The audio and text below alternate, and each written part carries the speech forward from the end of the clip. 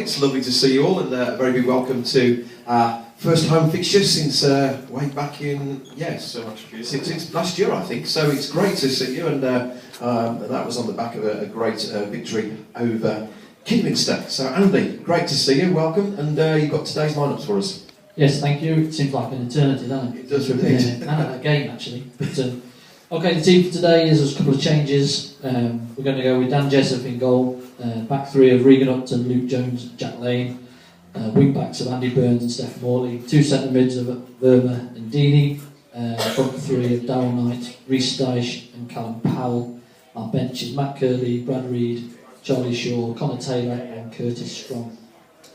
Super, and it's great to see certainly Rhys Dyche getting back in the lineup after his injury. What's the news on the other guys who sort of Brandon and the other guys who are injured? What's the latest position with them? Well, I think you're going to be speaking to Brandon yes. in a little bit, so I'll leave that to him. But they've both been running. They're both going to join in training. Fingers crossed this week, Tuesday or Thursday. Just be great to have them back. It's been a while without them. And they'll certainly add to our squad. I think today's the first day I've had to leave somebody out of the 16 that's fit and available, and that's something that I want, is a bit of competition for places. Yeah, that's great. And obviously we're coming off the back of two away defeats, obviously the FA Cup and at FC United, very disappointing defeats for many reasons. And lots been said about sort of the excellent home form and the not so excellent away form. You've had a couple of weeks without a game to dwell on it. What's your thoughts around that sort of strategy-wise and things moving forward? I've looked so much into this that I think I'm looking too much into it. It's the answer, I think. I think it's become such a problem for fans and players, and we're talking about it, that our away form's not great, that it becomes a bigger issue. So I just think that we're trying to tweak it away from home. I think we just go for it. Solid.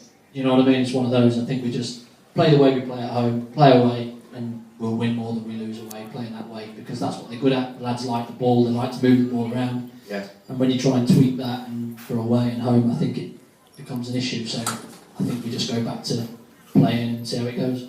I was just wondering, well that's great, but I was just wondering whether you're standing there on the sidelines frustrated, wondering whether you thought you should have picked yourself. Get on. No, just happy birthday, so that's tipped me over the edge, I think. Yeah, well, certainly happy birthday to you. And actually, when you look at the league table, when you think of the points we've lost away from home, and perhaps that first game of the season is Bradford, we could be really there on the coattails of Harrogate and Salford, couldn't we? Yeah, very frustrating. I think we've given up opportunities away from home that not necessarily should have won, but games that we could have taken points from.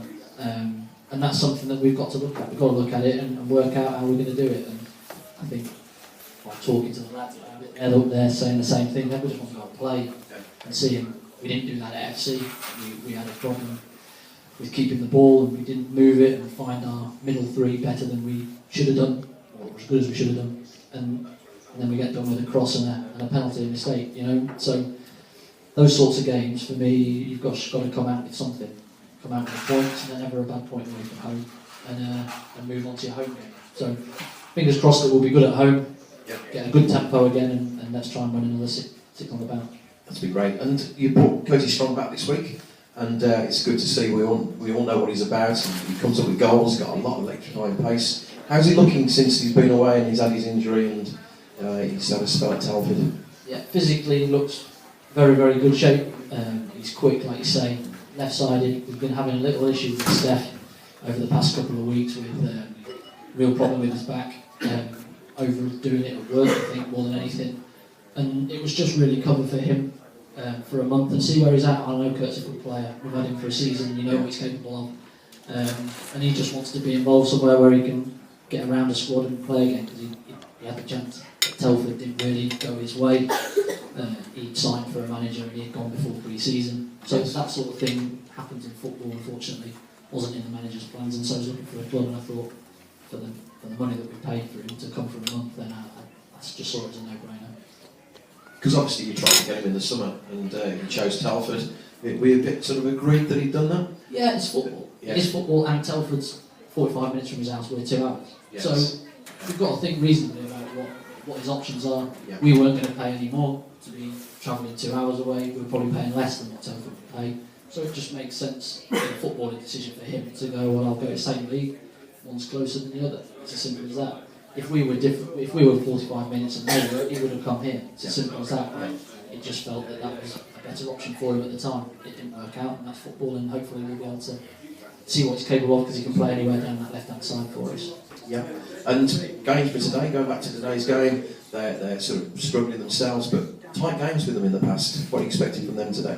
Tough game. I know that they're struggling in the league a little bit. They had a good cup win, but I know that he's been under a bit of pressure, and they were total football for the first 10 games of the season. They've been going for games and just falling down the wrong side of a draw or a win. They've been losing the games, unfortunately, and so he's changed it massively. He's gone to 5 at the back, and they are at 5, and they'll defend for their lives. They'll make it very, very hard for us. They'll get bodies behind the ball, so I'm expecting a lot of possession for us.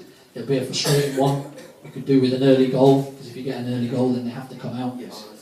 But if it's not, I've told them that they've got to be patient, keep the ball moving, and eventually somebody will switch off for us to get a chance. So we've just got to be bright, play at a tempo, and not let them settle. Fantastic. We obviously look forward to a good game, and that early goal point, perhaps a good one for Stojci again. Now, last night, 2 important games. One was for Wales, which they won, which was great for a personal level, but for us as the Lambs, great win for the Scholars in the FA Youth Cup. You must be delighted, especially with some of them starting to feature in the first team squad. Massively.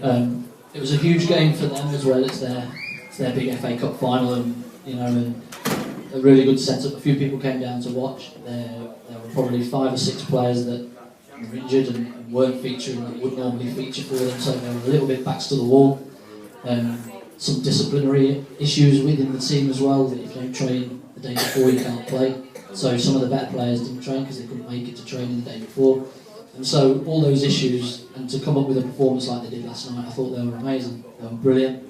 And as a group, as a team, they just went for it. And then Boston are a good team. Their centre half, they've turned 20 grand down for their centre half. That just tells you the stature of them. Yes. And I just felt that we got at them.